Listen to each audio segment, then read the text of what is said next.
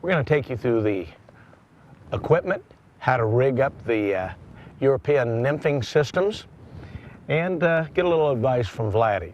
First of all, rod. They probably have a 9-foot rod, most people do.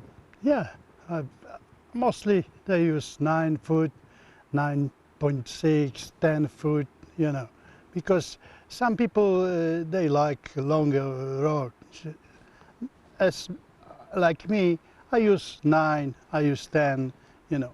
But some people, like French guys, use almost 12 feet rod because they present new technique, you know, with casting.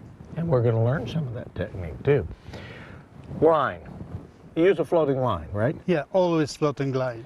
Double tapered or weight forward? Weight forward, you know. Oh. That's the main line. You cannot you can use also a sinking line, but it's No point really. Then. No point because it's very not good casting with those lines. Understand, you're not going to have a lot of line out, so the line is really not much of a factor. It's how you rig this leader up, and that's what we're going to talk about. First of all, I noticed that you have your leader butt section. Yeah. And it's kind of unique.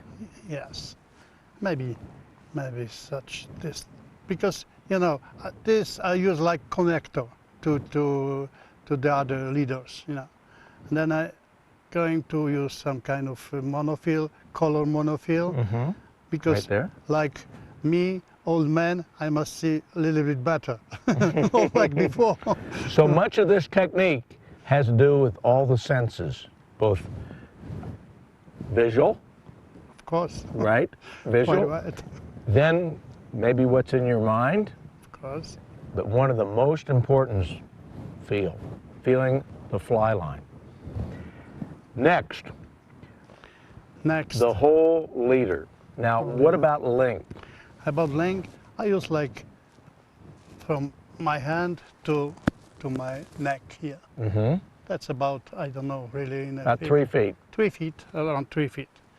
And then coming dropper. Now, dropper. The first question you're going to say, why a dropper? Well, the technique that this system uses is actually pulling the fly, and the dropper becomes 2 aspects: a way to change flies quickly, but also the way that they're pulled through the water. So when you put on a dropper, one of the most popular ways is to do a blood knot and let the ear of the blood knot hang out. That's not what you want to do here. We're going to show you how to tie a perfection loop setup, and this is probably one of the hardest things for people to understand. Blood knots, whether you use a surgeon knot, it's a knot. These leaders are sectioned, and they're sectioned for a reason, to keep the flies separated. Now, in world fly fishing competition, you use multiple flies, don't you? Yeah. And why do you use multiple flies? You know, in a competition you can use 3 flies, but mostly I fish with 2 flies because, you know, 3 flies sometimes are more complicated. They twist, you know, but in a competition the dropper cannot move. You know? It can't slide, so it has to be attached. Has to be attached. Now you notice this is sliding. When we talk about this dropper, this is put on with the perfection loop, but the beautiful thing about this is easy to take off when you have to change flies. Right. Now, distances. Now, I notice that this is probably about, I would say 10 to 12 inches. How short would you make these? Is there any kind of formula? Yeah, if I fish deep water, I can, I put always a longer dropper. If I fish shallow water, can be like this too, you know. It's much easier to cast. You cannot hang it, you know, the dropper between stones sometimes if you fish, you know, shallow water. And another aspect too is if you hook this on something, you can break this off and not lose your whole rig. Yeah, that's another, of course, aspect of multiple rigs. Another thing that I think is important when we talk about having this perfection loop and how it slides is the ability to do this right? It can rotate. Yeah. See how that rotates around? And that keeps the tangles to a minimum. Now, first thing you're gonna say, oh boy, I'm entangled a lot.